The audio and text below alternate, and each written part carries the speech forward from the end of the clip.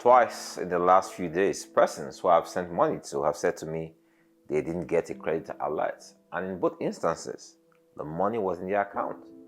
But because they didn't receive an SMS or email notification from their banks, they believed money had not been sent to them.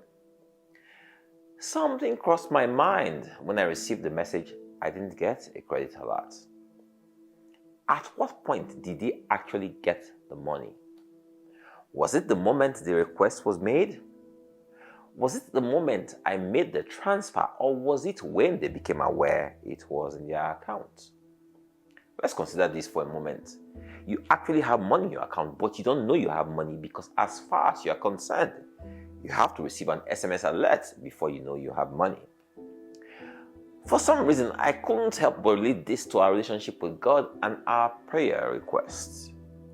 Do you know that many times God has answered our prayer requests, but because we don't see a credit alert, we don't know or believe He has answered our prayers. We have to see something that we associate with our prayer request before we know that God has answered us. Let's assume you ask God for a husband. At what point do you believe He has answered you? Is it at the time you prayed? Or at the time you meet a guy? Or at the time he proposes? Or is it on your wedding day? When did God answer your prayer? Let's go back to the initial premise of this conversation.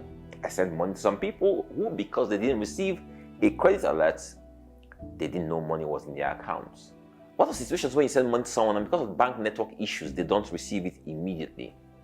So you have done your part and made the payment, but the bank network delays the receipt of the money. Could we liken the bank network to the prince of Persia who delayed the answer to Daniel's prayer for 3 weeks? We see this in Daniel 10:12-13. Do not fear, Daniel, for from the first day that you set your heart to understand and to humble yourself before your God, your words were heard and have come because of your words.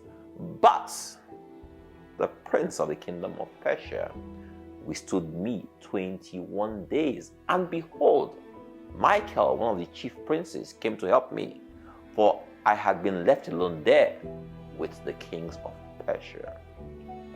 My message today is on faith. What is faith? Faith is the substance of things hoped for, the evidence of things not seen. For by it the elders obtained a good testimony.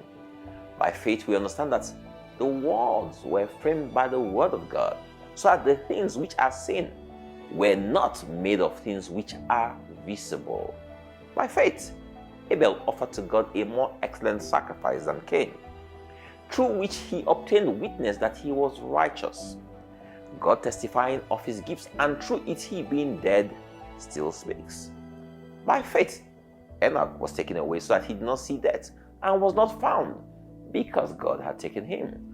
For before he was taken, he had this testimony, that he pleased God. But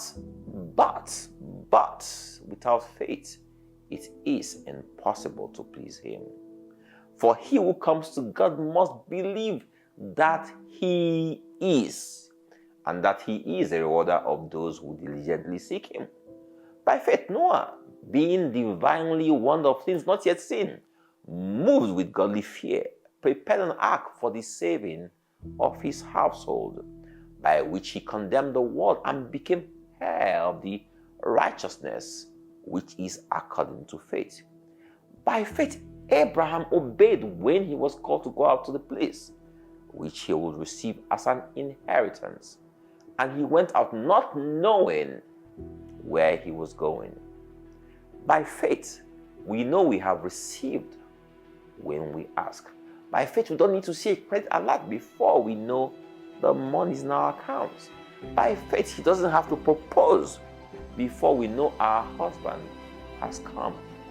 By faith we know today that tomorrow will surely come. Also by faith we make plans today for the future. This is what faith is all about, trusting and believing God for what is yet to come. The answer is not in the credit alert. The answer starts at the place of prayer. When you don't ask, there can't be an answer, not to talk of an alert. Faith is what leads you to ask God in the first place, because you must first believe He is. What does He is mean? This simply means that you know He is the all-powerful God, that He is the creator of the heaven and earth. You have to first understand and comprehend this before you go on to diligently seek Him. Asking is also seeking. We are missing out on God's blessings towards us. We are not using our inheritance. We are not drawing down on the huge deposits God has made on our inside. Why? Because we haven't seen a credit alert. Trust and believe God, because when Jesus Christ said, "It is finished," it was really finished. You need to do nothing else other than act like you have received. It's a tragedy to be rich and live like a poor man. It is a tragedy to be the son of the one true God and wallow in the shackles of despair. Enrich your spirit by what you feed to your spirit man. Get rid of all the naysayers around you who don't believe that tomorrow is going to be better than today. Depart from those who live on negativity straight. My message to you today is very simple. Don't wait for the physical manifestation before you believe it's been done. Start thanking God today for all you've ever asked Him for. Don't let the bank network, the credit alert, or the prince of Persia deny you of your blessings. They can delay it, but only you have the power to let them deny you. God bless you all.